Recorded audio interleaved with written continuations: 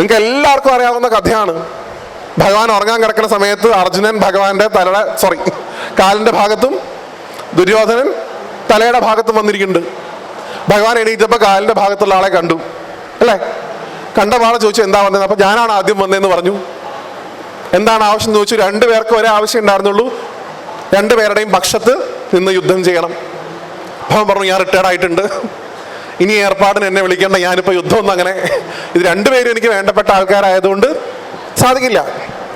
അതുകൊണ്ട് യുദ്ധം ചെയ്യാത്ത എന്നെ വേണമെങ്കിൽ നിങ്ങൾക്ക് സ്വീകരിക്കാം അല്ലേ?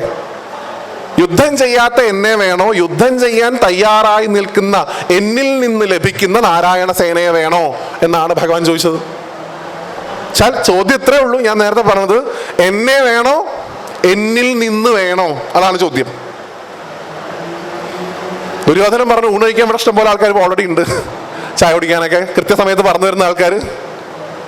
ഒന്നും ചെയ്യാണ്ട് ഭക്ഷണം കഴിക്കാൻ വേണ്ടി മാത്രം ഒരാളെ ഇവിടെ താല്പര്യമില്ല, ഫ്രെയിം ചെയ്ത് വെക്കാൻ ഒരാളെ താല്പര്യമില്ല. ഞങ്ങൾക്ക് അങ്ങയിൽ നിന്ന് മതി. എവിടെ നിന്നാ പറഞ്ഞത് അങ്ങയിൽ നിന്ന് മതി എന്ന്? അജ്ഞാനത്തിന്റെ മുകളിൽ കയറുന്നാ പറഞ്ഞത്. അറിവില്ലായ്മയുടെ ഈഗോയുടെ ഹൈറ്റിൽ നിന്നാണ് പറഞ്ഞത് അങ്ങയെ വേണ്ട, അങ്ങയിൽ നിന്ന് ലഭിക്കുന്നത് മതി. അർജുനൻ പറഞ്ഞത് ജ്ഞാനത്തിന്റെ മുകളിൽ കയറി നിന്ന് ഡൗൺ ടു എർത്ത് ആയിട്ടാണ് പറഞ്ഞത് ഭഗവാനെ അങ്ങയെ മാത്രം മതി അല്ലേ? ആ ഭാഗവും നിങ്ങൾ ഈ 66-ാമത്തെ ശ്ലോകം ഒന്ന് കണക്ട് ചെയ്ത് നോക്കൂ.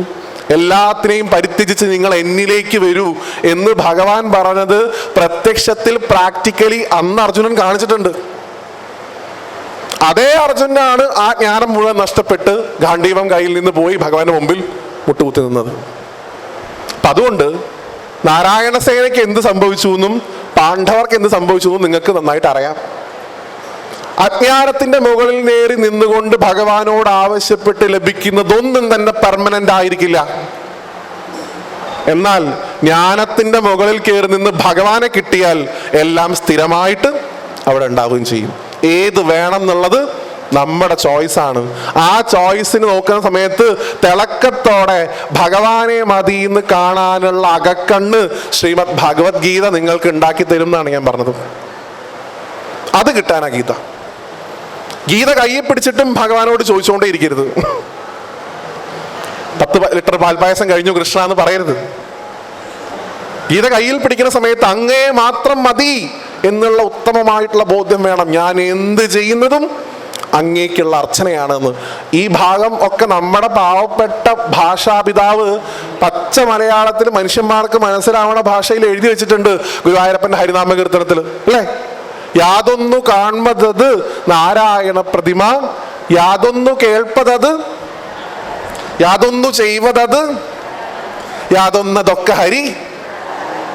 ഇത്രേ ഉള്ളൂ ഭഗവത്ഗീതയുടെ സാരാംശം. യഥാർത്ഥത്തിൽ കാണുന്നത് ഗുരുവായൂരപ്പൻ, കേൾക്കുന്നത് ഗുരുവായൂരപ്പനെ കുറിച്ച്, ചെയ്യുന്നതൊക്കെ ഗുരുവായൂരപ്പനുള്ള അർച്ചനകള്, സകലതും ഭഗവാൻ. ഈ ഭാവം ഉണ്ടാക്കാൻ സാധിക്കും ഗീത കൊണ്ട് എന്നാണ് പറഞ്ഞു വെച്ചത്. അതുകൊണ്ടാണ് ഭഗവാൻ പറഞ്ഞത് ഈ നിൽക്കുന്ന നീയും അപ്പുറത്ത് നിൽക്കുന്ന ആൾക്കാരും ഞാനും ഇതെല്ലാം ഞാൻ മാത്രമാണ് ശാശ്വതമായിട്ടുള്ള സത്യം എന്നും. നീയുമില്ല, അവരുമില്ല, ഞാനുമില്ല, ഞാൻ മാത്രമേ ഉള്ളൂ, വേറെ ഒന്നുമില്ല. അതുകൊണ്ട് ആ ഭാവത്തിലിരിക്കുന്ന ഭഗവാനെ നമ്മുടെ ഉള്ളിലേക്ക് പ്രതിഷ്ഠിക്കുക. പാർത്ഥസാരഥിയായിരിക്കുന്ന ഭഗവാനെ, അദ്ദേഹം ഉള്ളിലിരുന്ന് നമുക്ക് ജ്ഞാനമാകുന്ന ഗീതാമൃതം പകർന്നു തരുമ്പോൾ മാത്രമേ ശാശ്വതമായി ഗീതയെ ജീവിത വിജയത്തിന് മാത്രമായിട്ട് ഉപയോഗിക്കാതെ അവനവന്റെ ആത്മസാക്ഷാത്കാരത്തിന് ഉപയോഗിക്കാൻ നമുക്ക് സാധിക്കുള്ളൂ.